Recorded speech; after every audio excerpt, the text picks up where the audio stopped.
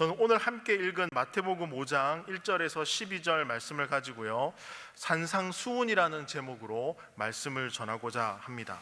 여러분, 먼저 이 산상수훈의 말씀은요, 우리가 많이 들었고 알고 있는 말씀이기도 합니다.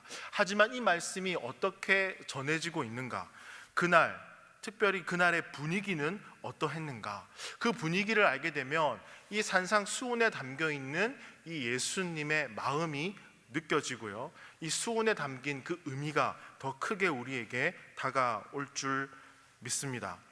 예수님께서 산에 올라가 전한 말씀인데요, 수훈이란 뜻은요, 후대에 계속해서 전해질 말씀입니다.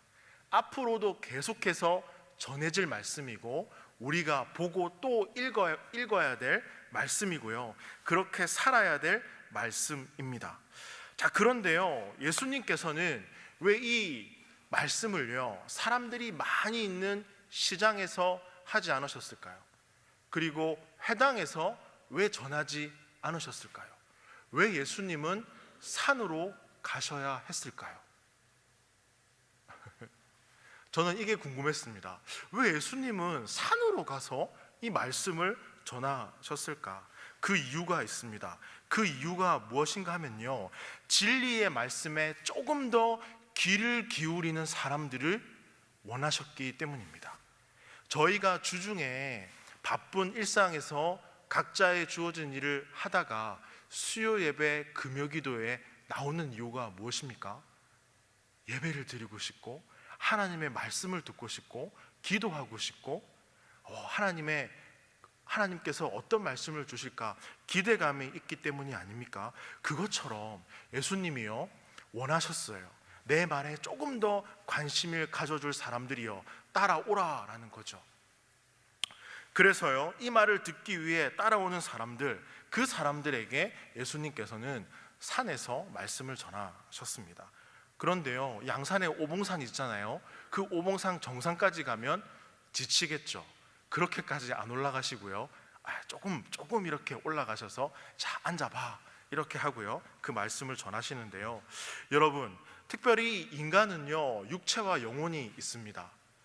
그래서요, 이 육체와 영혼이 좋은 상태를 유지해야 건강하게 이 땅에서요, 행복하게 하나님께서 우리에게 주어진 시간들을 잘 살아갈 수 있습니다.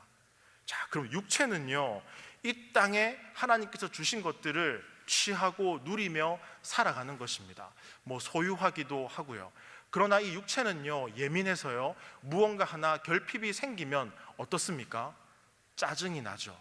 여러분, 정말 맛있는 음식을 먹기 위해서 식당에 갔는데 음식을 딱 먹는 순간 맛이 없어요. 기분이 좋아요, 나빠요? 별로 안 먹고 싶죠. 이왕 맛있는 거 먹고 싶지 않습니까? 이처럼 육체의 결핍은 너무나 예민해서 바로바로 찾아옵니다. 그러나요, 이 영혼의 결핍은요, 그렇지 않습니다. 예민하지 않아요. 그래서 이게 부족한지 있는지 나도 모르게 그냥 육체에 휩쓸려서 살아갑니다. 그러나 이 영혼은요, 오직 진리의 말씀인 하나님의 말씀으로만 채울 수가 있습니다. 그래서요, 육체와 영혼이 좋은 상태를 유지해야 된다라는 것입니다. 자, 그런데요, 여러분, 이런 말 들어보셨죠? 믿음이 있는 사람, 믿음이 없는 사람 별반 다르지 않네. 하나님의 자녀인데 다름이 없습니다. 그러나 하나님의 자녀는 이 땅 가운데 다름을 가지고 살아갑니다. 그 다름이 무엇입니까? 말씀이고요, 예수님입니다. 여러분들은 그러면 그러한 믿음을 여러분 삶과 연결해서 삶 속에서 어떻게 그것을 표현하고 적용하며 살아가고 계십니까? 저는 예수님을 믿었던 19살, 그때 저에게 던졌던 질문이기도 합니다. 이 믿음을, 이 신앙을 내 삶과 연결시켜서 어떻게 나는 살아가야 하는가? 자, 여러분, 어떻게 살아가야 하는가? 이 산상수훈에는요, 그 어떻게 살아가야 하는가, 그 내용이 담겨 있습니다. 예수님께서 산상수훈의 말씀을 하기 위해 산으로 가셨을 때 많은 사람들이 이 말씀을 듣기 위해 거리로 쏟아져 나옵니다. 데가볼리에서, 예루살렘에서, 그리고 유대에서. 우와, 어떤 사람은요, 병 고침을 받고 기도 응답을 받고 돌아간 사람도 있었지만, 그 중에 특별히 이 영적인 문제, 영혼의 문제에 관심이 있었던 이들은 예수님을 따라 산으로 갑니다. 자, 여러분, 이제 사람들이 하나둘 모이기 시작해요. 5장 1절 보십시오. 그날의 분위기가 어떠했는가. 자, 5장 1절 같이 읽어보겠습니다. 예수께서 무리를 보시고 산에 올라가 앉으시니 제자들이 나아온지라. 자, 예수님께서요, 언덕과 같은 곳에 제가 있는 이 위치에 딱 있으시고 사람들이 막 모이기 시작했어요. 그래서 사람들을 봤어요. 오, 우리 민 집사님 오셨네, 어느 집사님 오셨네. 이게 아니라 이 보시고라는 단어는요, 한 사람 한 사람의 영혼의 상태가 어떤가까지를 보고 계셨다라는 것을 말합니다. 실제로 예수님께서는요, 한 사람 한 사람의 영혼의 상태가요, 자, 우리 성경 좀 넘겨볼까요? 마태복음 9장 36절 같이 한번 읽어보겠습니다. 마태복음 9장 36절 같이 읽겠습니다. 무리를 보시고 불쌍히 여기시니 이는 그들이 목자 없는 양과 같이 고생하며 기진함이라. 모인 사람들 한 사람 한 사람들을 보는데 그 사람 영혼의 상태가 말이 아닌 겁니다. 불쌍히 여기시니 라는 말은요, 원문에 의해서 번역을 해보면 마음이 찢어졌다라고 표현합니다. 한 사람 한 사람의 영혼의 상태를 보니까 목자 없이, 아니 어떤 방향도 없이 그냥 그저 그렇게 살아가는 것을 보고 예수님께서는요, 마음이 찢어졌어요. 그렇게 아프다라는 겁니다. 그러한 마음을 담아서 이 산상수훈의 말씀을 시작하게 됩니다. 시작하게 되는데요, 자, 2절 보십시오. 입을 열어 가르쳐 이르시되. 누가 입을 엽니까? 예수님께서 입을 여시죠. 여러분, 성경에 보시면 길이요 진리요 생명이다 라고 말합니다. 누가요? 예수님께서. 길이요 진리요 생명이신 예수님께서 입을 열어 찢어지는 마음으로 그 영혼을 위해서 전하신 말씀이 산상수훈의 말씀이다 라는 것입니다. 그래서 이 수훈에 담긴 의미는요, 이 땅에서 그리스도인으로서 어떻게 살아가야 하는가, 거기에 관한 내용입니다. 한 걸음 더 나가서 어떻게 하면 이 신앙생활을 행복하게 할 수 있을까? 시편 1편에 보시면 복 있는 사람은 이라고 시작하죠. 그 복은 행복입니다. 행복한 사람은 하나님을 가까이 하는 사람이라고 시편에서 우리에게 말씀해 주고 있습니다. 그러면 그 말씀을 수훈의 말씀과 적용해서 말씀드리면, 결국 산상수훈의 말씀은 이 땅에서 그리스도인들이 어떻게 하면 행복하게 살 수 있을까? 그 말씀이 바로 산상수훈의 말씀이다라는 것입니다. 여러분, 인간은요, 행복을 추구하는 존재입니다. 살아있다는 것 이 자체가 여러분, 더 좋은 삶을 살기 위해서 우리가 애쓰며 수고하며 살아가는 것 아니겠습니까? 그래서 성경은요, 이 행복에 대해서 이렇게 말합니다. 행복은 어떤 사람이 되는가에 달려 있다라고 말합니다. 자, 산상수훈에 나오는 사람을 보십시오. 심령이 가난한 사람, 애통하는 사람, 온유한 사람, 의에 줄이고 목마른 사람, 긍휼히 여기는 사람, 마음이 정결한 사람, 화평하게 하는 사람, 의를 위하여 박해를 받는 사람, 모두 다 무언가를 소유한 사람이 아닙니다. 예수님을 만나서요, 이런 사람이 된다는 것입니다. 심령이 가난해지고 화평한 사람이 되고 온유한 사람이 되고, 결국이요, 여러분, 산상투훈을 통해서 예수님께서는요, 이 사람됨에 대해서 말씀합니다. 여러분, 사람을 누가 만드셨습니까? 하나님께서 창조하셨죠. 여러분, 창조한 하나님이 원하는 대로 살아갈 때 우리는 비로소 이 땅에서요, 행복하게 살아갈 수 있다라는 것입니다. 여러분, 믿으십니까? 하나님이 원하시는 대로. 예수님께서 산에 올라가셔서요, 앉으셨어요. 여러분, 창세기에 보시면 하나님께서요, 창세기 1장 27절에서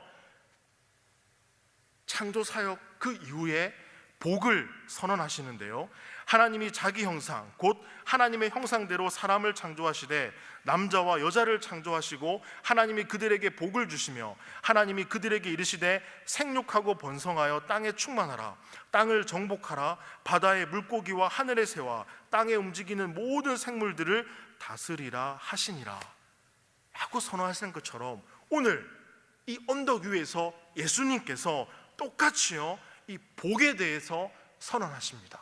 자, 5장 3절 말씀 같이 읽어보겠습니다. 시작. 심령이 가난한 자는 복이 있나니 천국이 그들의 것이며. 여러분, 이 복이 있나니라고 보이십니까? 헬라어 성경에 보시면 이 복이 있나니라는 표현은요 앞에 나옵니다. 그러나 우리 개역개정 성경에는 복이 있나니가 뒤에 배치되어 있습니다.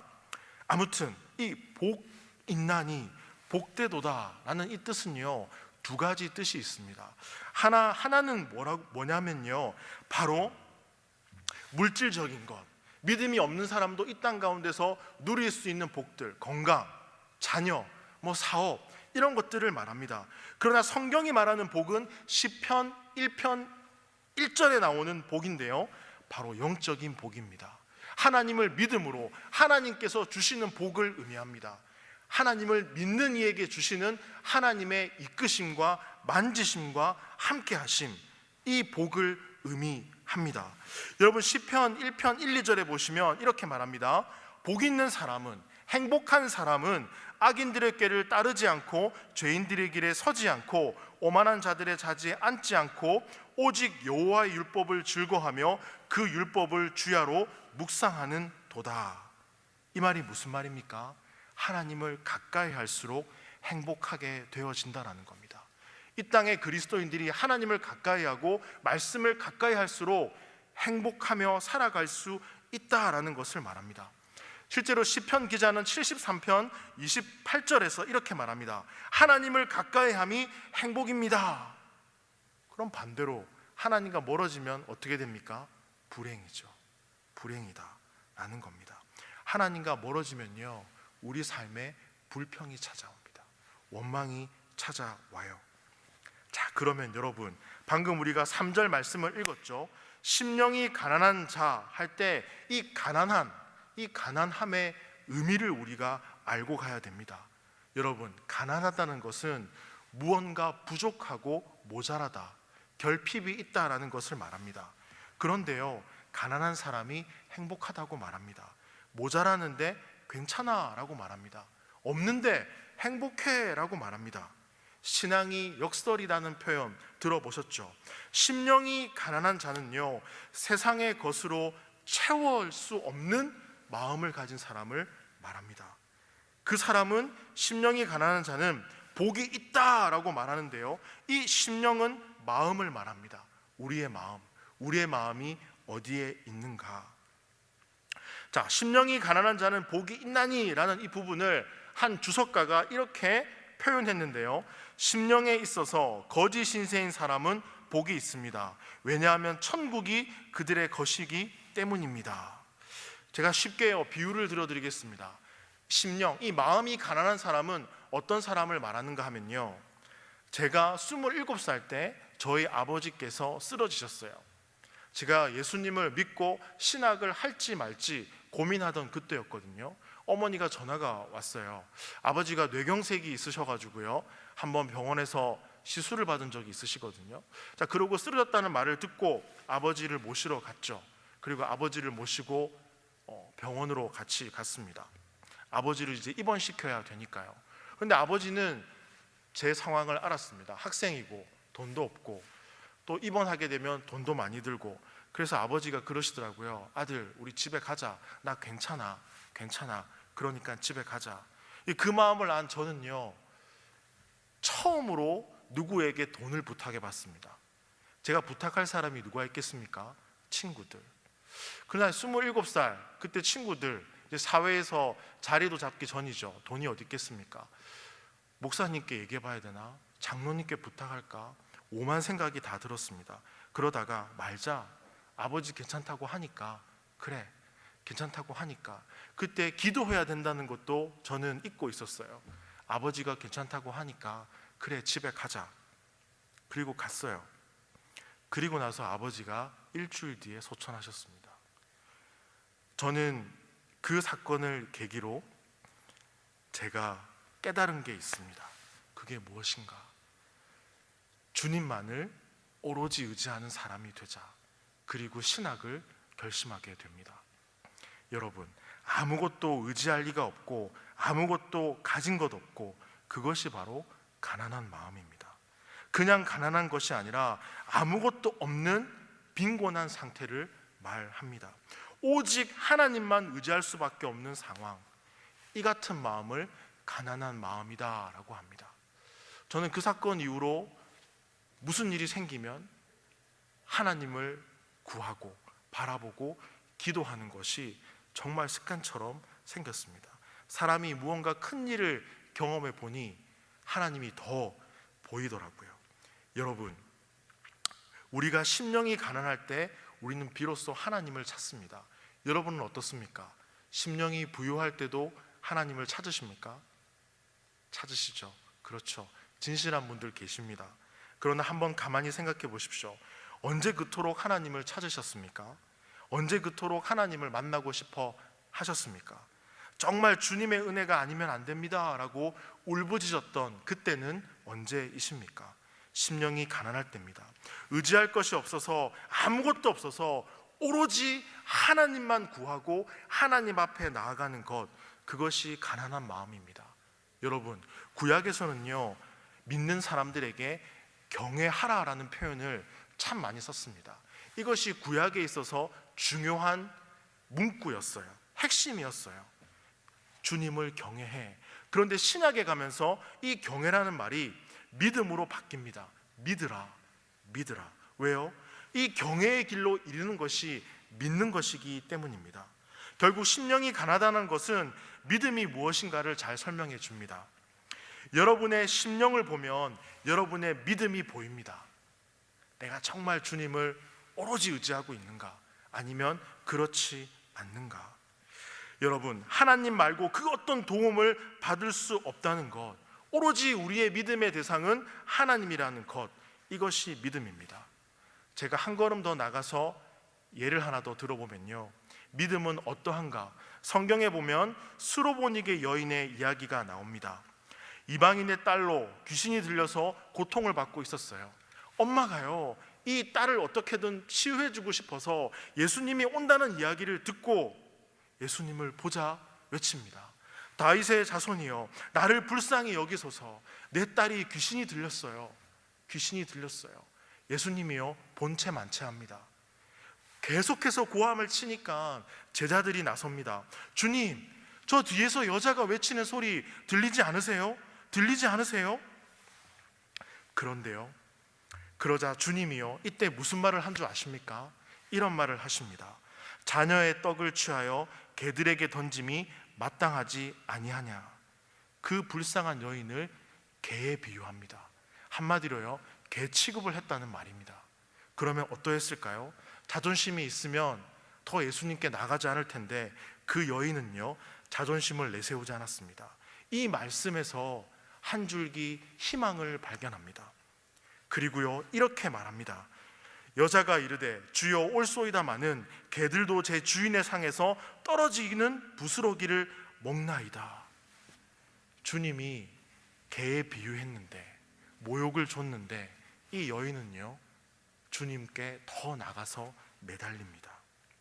왜요?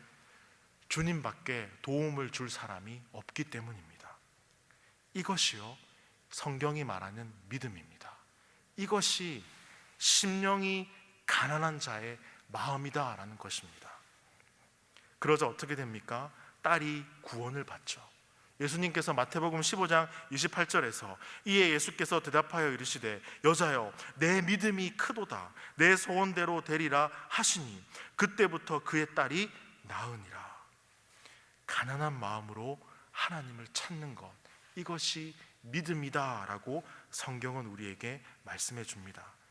믿음은 오직 우리의 마음이 하나님을 향하고 있는 것입니다. 여러분은 누구를 신뢰하십니까? 여러분 자신이십니까? 여러분의 실력이십니까? 여러분의 인맥이십니까? 여러분, 그것이 아니라 오로지 하나님께 소망을 두고 하나님을 바라보는 인생. 여러분, 다윗은 시편 25편에서 하나님의 이름을 부릅니다. 우리 시편 25편 1절을 한번 찾아보겠습니다. 시편 25편 1절, 구약성경 818쪽입니다. 구약성경 818쪽 시편 24편 1절 25편 1절 말씀 우리 같이 읽어보겠습니다. 여호와여, 나의 영혼이 주를 우러러 보나이다.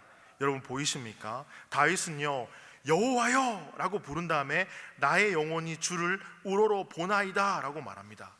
이것이 번역하면 어떤 말인가 하면요, 내 온맘 다해, 온몸으로, 내 온몸은 오로지 주님을 향해 있습니다 라는 표현입니다. 여러분, 이것이 심령이 가난한 사람의 모습이다라는 겁니다. 주님 앞에 나아가는 모습이다라는 거죠. 내 온몸이 주님께 향하고 있는 것, 이것이 바로 하나님을 의지하는 마음이다라는 겁니다. 여러분들이 주님을 처음 만난 그때를 한번 떠올려 보세요. 주님을 부르짖었던 그때, 주님의 십자가, 그 피가 나를 구원해 주시고 구원의 그 감격에 너무 감사해서 주님 감사합니다. 지금도 그 장면이 생생하십니까? 그때나 지금이나 변함없이 주님을 만나고 계십니까? 여러분들은 예배의 감격과 구원의 그 감격을 잃어버리지 않고 오늘을 살아가고 계십니까? 그러니 이 예배 자리에 나오셨겠죠. 그 감격을 잘 유지해 나가시기를 소원합니다. 여러분, 가난한 마음에서 출발할 때 예배의 감격이 있습니다. 가난한 마음에서 출발할 때 기도의 감격이 있습니다. 하나님은 심령이 가난한 자를 찾으시고 도우십니다. 죄 있으면 용서해 주시고, 가진 것이 없으면 채워주시고, 지혜도 주시고 유능하게도 하시고. 왜 그렇게 하실 수 있을까요? 자, 시편 안 덮으셨죠? 24편 1절로 가보겠습니다. 하나님은요, 이런 분이십니다. 시편 24편 1절 같이 읽겠습니다. 땅과 거기에 충만한 것과 세계와 그 가운데서 사는 자들은 다 여호와의 것이로다. 아멘. 무슨 말이십니까? 이 땅의 모든 것이 누구의 것이라고요? 주님의 것이라고요. 하나님의 소유라고요. 그렇기 때문에 하나님은 우리를 이와 같이 보호하고 함께 하시는 분이다라는 것입니다. 여러분, 그래서 하나님을 온전히 의지하는 마음이 있어야 비로소 참된 행복을 이 땅 가운데서 살아갈 수 있습니다. 인생은 돌에 부딪히며 흘러가는 계곡물과 같습니다. 흐르는 물소리는요, 물에 돌들이 부딪히는 소리입니다. 어디에 가든 문제는 있습니다. 상황에 부딪혀서 마음이 어려울 때가 있고요, 내가 그래도 한 사람의 남편이고 한 사람의 아내고 가족을 책임져야 되고 부모님도 모셔야 되고 좀 내 하는 일이 잘 되고 행복하고 싶은데 뜻대로 되지 않아서 소리치고 싶고 울고도 싶고, 그런데 우리는 마음으로 울 때도 많지 않습니까? 여러분, 그러한 인생길 가운데서, 믿음의 길 가운데서 우리가 찾아야 될 분이 누굴까요? 하나님이시라고요. 하나님이시라고요. 여러분의 심령이 좀 가난해지셨으면 좋겠습니다. 누리는 게 많고 소유한 게 많아서 부유한 그 심령 때문에 하나님을 찾지 못하고 계시는 분이 계시다면 그 부유한 심령을 내려놓고 좀 가난한 마음으로 하나님을 찾으시기를 소망합니다. 길이요 진리요 생명이신 하나님께서 말씀하십니다. 심령이 가난한 자는 복이 있나니 천국이 그들의 것이며. 천국은 부족함이 없는 하나님의 나라입니다. 세상이 줄 수 없는 기쁨을 주는 하나님의 나라고 행복한 나라입니다. 심령이 가난한 사람은 이 모든 것을 가진 사람입니다. 그리고 이 땅에서 주님과 함께 그 행복을 누리며 살아가는 인생입니다. 여러분, 행복하십니까? 저는 저에게 한 번씩요, 우리 교회에 찬양 사역을 했던 김설동 전도사님이 한 번씩 저에게 전화 와서 묻는 말이 있습니다. 목사님 행복하십니까? 저도 묻죠. 전도사님 행복하십니까? 뭐라고 답할까요? 서로 행복해, 행복하죠. 그리고 전화가 끝이 납니다. 여러분, 심령이 가난한 자가 소유하게 될 하나님의 나라는요, 악은 심판을 받게 되고 마귀는 멸망을 당하고 믿는 이들은 다시 오실 그리스도를 소망하는 그와 같은 나라입니다. 우리는 이미와 아직 사이에서 살아가고 있습니다. 미래를 소망하며 주님을 바라봅니다. 그 증거가 우리 안에 계신 성령님이십니다. 에베소서 1장 13절 14절 말씀을 보시면 그 안에서 너희도 진리의 말씀 곧 너희의 구원의 복음을 듣고 그 안에서 또한 믿어 약속의 성령으로 인치심을 받았으니 이는 우리 기업의 보증이 되사 그 얻으신 것을 속량하시고 그의 영광을 찬송하게 하려 함이라. 그리고 저와 여러분이 증거입니다. 왜요? 하나님의 말씀을 따라 이 땅에서 하나님의 자녀로 살아가니까요. 여러분, 하나님이 주시는 행복을, 그 기쁨을 누리며 살아갈 수 있기를 소망해 봅니다. 심령이 가난한 자에게 하나님께서는 뭘 준다고 말씀하십니까? 천국을 주신다라고 말씀하십니다. 하나님의 나라를 미리 보여주신다라는 거죠. 그래서 여러분들이 교회에 오고 셀에 나가는 것 너무나 중요합니다. 왜요? 그곳에 함께 모여서 하나님의 말씀을 듣고 이 세상을 살아갈 힘을 얻고 시편 23편 4절에 내 영혼을 소생시키시는 하나님을 만나고 살아갈 힘을 얻고 나아가기 때문입니다. 여러분, 행복한 날도 있고 그렇지 못한 날도 있겠지만 하나님께서는 우리를 바라보고 계십니다. 그래서 하나님을 의지하고 바라보는 인생을 찾으십니다. 여러분, 하나님께서요, 우리가 말씀을 붙들고 이 땅 가운데서 살아가기를 소원하고 애를 쓰는 모습을 보면 어떤 마음으로 우리를 보고 계신 줄 아십니까? 스바냐 3장 17절에 보시면요, 너의 하나님 여호와가 너희 가운데 계시니 그는 구원을 베푸실 전능자시라. 그가 너로 말미암아 기쁨을 이기지 못하시며 너를 잠잠히 사랑하시며 너로 말미암아 즐거이 부르며 기뻐하시리라 하리라. 아멘이십니까? 우리가 지으신 대로 살아갈 때, 이 땅에서 주님으로 인하여 행복하게 살아갈 때 주님이 기쁨을 이기지 못하신다라고 말씀하고 있습니다. 우리가 왜 이 땅 가운데서 열심히 살아갑니까? 왜 열심히 사는데 왜 행복하지 않습니까? 왜 살만 하면 몸이 고되고 병이 찾아오고 왜 그럴까요? 여기에 대한 답이 성경에 있습니다. 하나님을 바라보지 않기 때문입니다. 심령이 가난한 자, 오로지 하나님만을 바라보는 그 인생. 여러분, 하나님 안에 생명과 평안과 사랑이 있습니다. 하나님을 가까이 하시기를 소원합니다. 우리를 소생시켜 주시는 그 하나님을 매 순간 만나며 살아가기를 소망합니다. 우리의 이 심령은요, 세상의 것들로 채울 수가 없습니다. 하나님만으로 채울 수 있습니다. 은혜가 아니면 만족이 없습니다. 지금은요, 가난한 심령으로 돌아갈 때입니다. 가난한 심령으로 돌아가야 다음 세대가 하나님 앞에 돌아올 줄 믿습니다.